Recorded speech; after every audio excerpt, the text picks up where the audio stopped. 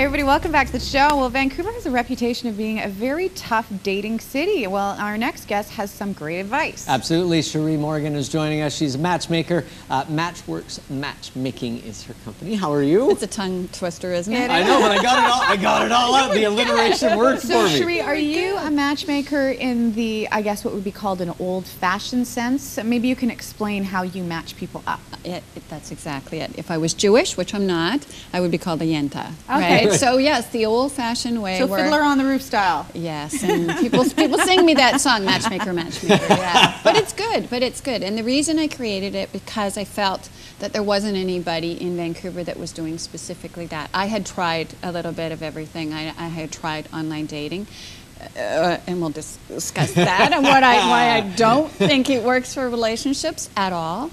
The odd person, once in a while, you hear of somebody that it actually works for. Success. But when you're thinking about the percentage of the hundreds of thousands of people that do it on a daily basis, compared to how many actually make it. We can get into that right now because, I mean, online dating seems to be the modern way, and I've had a lot of friends who think because it's what people are doing that they should try it too, but especially, I guess, maybe, I could be wrong from the female perspective, my friends only met serial daters, like people who wanted to date as many people as possible. Is that fairly accurate with the online dating world? About 90%. Yeah. 90%. Even if they don't start out that way, they tend to get addicted. Yeah. Really? Yeah. Just that first date thrill. The kid in the candy store. Come on, you got all these pictures, and you get the illusion. And they're never accurate. The pictures. False advertising. Yeah. Guys and girls, not just guys. Well, and that's true. All branches in. I mean, there are such different ways of communicating now than 10 years ago, 15 years ago, 20 years ago, 5 years ago, whatever it is. I mean, social media plays into all this as well. The way that people interact is really different.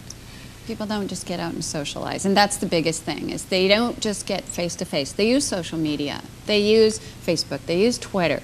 They use LinkedIn, everything, and it's all great, and don't get me wrong, it's not that it's bad. It's great and it works for business, and I'm on all of those things because you have to be as a business person. But you have to, at some point, cut off and realize that you have to talk. Now, why is that? And what difference people. is it going to make to the quality of people? I don't know, getting yourself out there. Maybe you can explain a little bit more on that. On getting out there and just talking to people getting out there rather versus than meeting people on the computer. Well, right off the bat, you got false advertising. People can paint a beautiful picture, and if you look at them all, they're all perfect. Yeah. Right? Chances are, when you meet them, they're not quite exactly what they Life portray is perfect. themselves Everything's to be. happy. Everything's all good. And a lot of people create sort of a fantasy relationship, actually, where they meet this, or they talk to this person, they see the photographs, they talk to them actually on the phone, and I've talked to quite a few people where they create this, oh, this guy's really great, and I say, well, when did you meet him? Well, I've never met him yet. It's like, what? But he seems great. You have to meet him. His tweets are so funny. He's so great. But the reality is they meet him, and they're 60 pounds heavier, or they're they say they're 6 feet and they're 5'8", and there's all all sorts of reasons. Part of this, I think, is sort of a factor of it can be difficult for people to get out there, and Fiona alluded to it right at the beginning, that Vancouver has a reputation for being a fairly tough city to go out and actually meet people. How do you address that with people? It is. I need them to learn how to talk to people in the first place. What I do as a personal matchmaker is I get to know them really well. I do full consults with them. As well as a full consult with them, I take them outside and get them to show me physically who they're attracted to. So I know what they're attracted to. I know their chemistry, because even... Well, that's the key word, is chemistry. When you're hiding behind a computer, whether it be on Facebook or online dating, how are you going to know chemistry? You don't have that thing that makes you go, hi. You don't. You don't. Even if they turn out that they do look like their picture, when you get to sit in front of them finally, and you have no spark, you got nothing.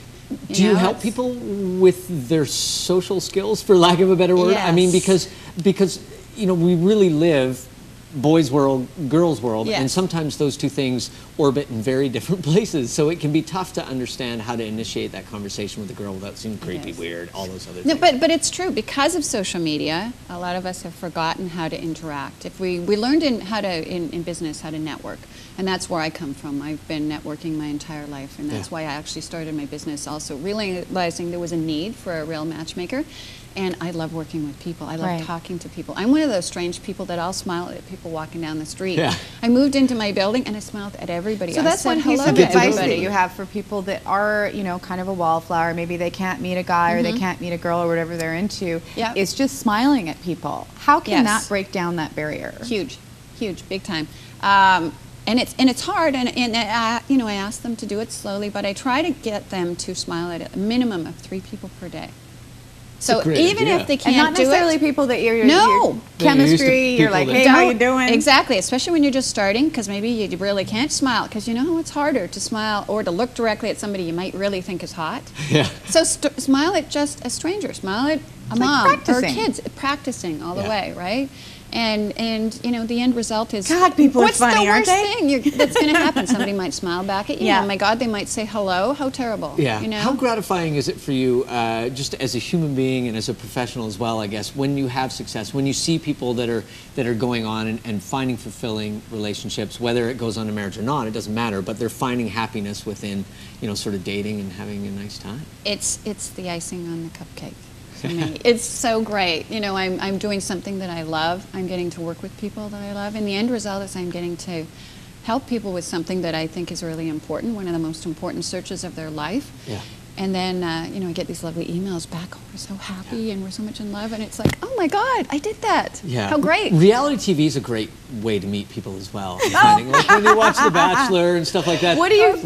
We were in the green room. We were yakking about it. Me and all of the girls, including Mike, were talking about you know Jillian the names. Bachelorette. But this is another modern idea that this is normal for a woman or a man to date 18 people at the same time. What do you think as a matchmaker? As a matchmaker, it's terrible. As an entertainment show, it's wonderful. Because, fun to watch. Because it's great fun to watch, and we all swear at them all, and we go, "Oh my God, that bastard! Oh my God, what about that guy with the feet? What about, you know, but the it West?" gives this and so idea on. that you know, you should be dating multiple people all at the same time. No. That's how you're going to narrow it down. Yeah, into, right. No. I love that. That was the matchmaker in her. Sheree, I'm not getting a read on what you're thinking. Was I strong enough with that? No, do not in any way, shape, or form. That's also with the online dating. Why it doesn't work. Again, focus, because you're not going to get to know somebody. How can you possibly? Yeah. Actually get to know one person when you're dating 3, 4, 5, 18 different people. You can't. You can't. Even if Jillian had chemistry with 1 or 2 of those, God help if she had more than chemistry with 1, she'd be really lost. Not to mention, how would she remember their names? How would she remember their lifestyles, their families? She got stuck with a barrel full of losers, in my opinion. But she did. Well, Sheree is willing to help you out. If you are in the dating world and feeling a little lost and you want some advice, you can check her out on Matchworks.com. I'd like to help Jillian. Yeah. I'd like to help. Well, we'll see how it ends. Maybe we'll want to see how it ends. In a little while, she may need your assistance. She may need my services, so Sheree, make sure that Jillian knows. We look forward to having you on again. Thank you so much. Thank you so much. We're going to take a quick break, and when we come back, we've got some great music from a band from Halifax called Dog Day right after this. Stay tuned. Whatever you gotta give, don't just throw it away.